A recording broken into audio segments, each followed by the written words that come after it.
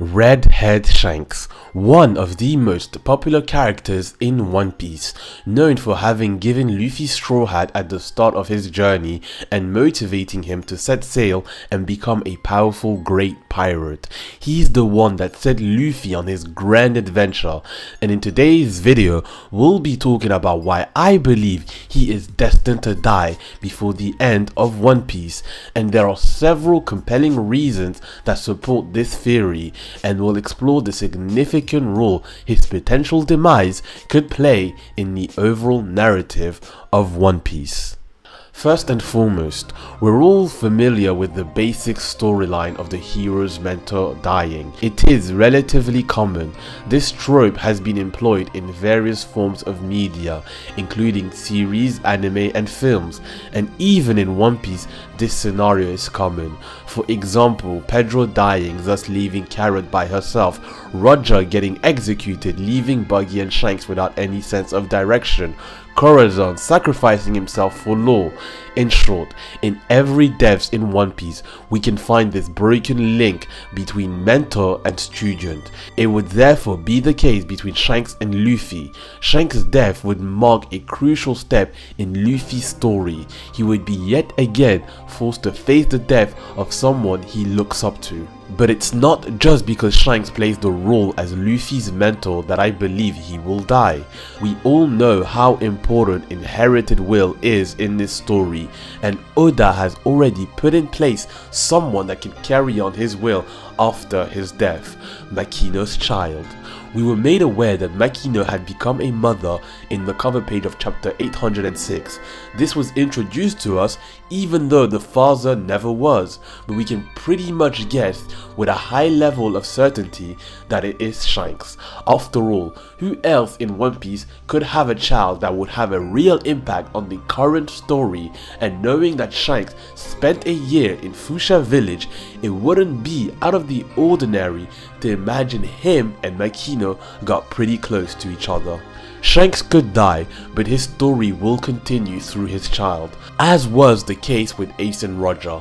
His son would ironically be the best reason for Shanks to die because of the inheritance he'd leave behind, and Oda would once again highlight the importance of starting a new era and that everyone has their own time, just like Big Mom and Kaido had theirs. And besides, if we consider Big Mom and Kaido to be dead, that would mean that Shanks is the only one of the original 4 emperors to not die?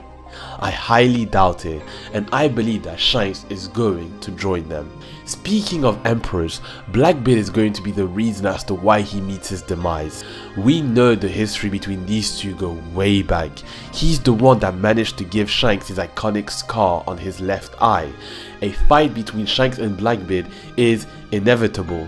Every One Piece fan is eagerly awaiting for these two monsters to fight again, and it is in this fight that Blackbeard will showcase to everyone that he is the strongest man in the world by killing Redhead Shanks, the man worth 4,048,900,000 berries, thanks to the power of his multiple devil fruits.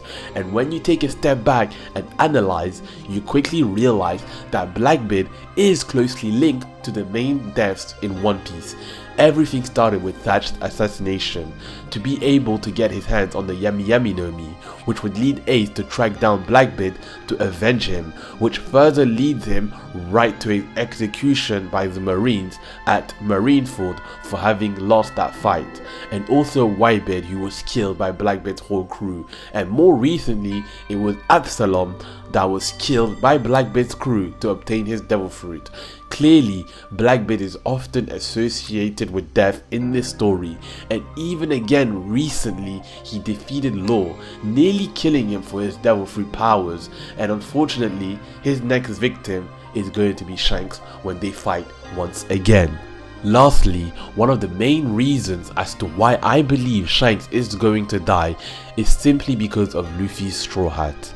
When we watch One Piece, we actually realize that Luffy's iconic straw hat isn't really his, because he's supposed to return it to him when they finally meet again.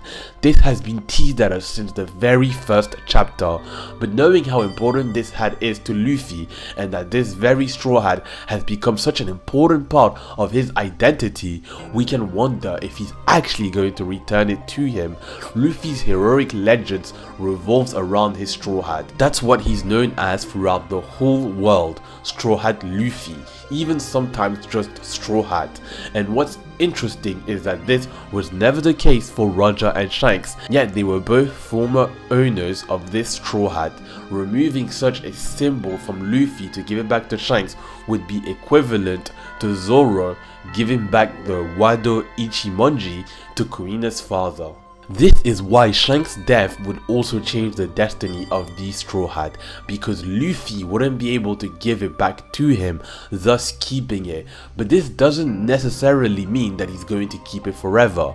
I believe that this hat is destined to be inherited. It has always been that way, from Roger to Shanks and from Shanks to Luffy.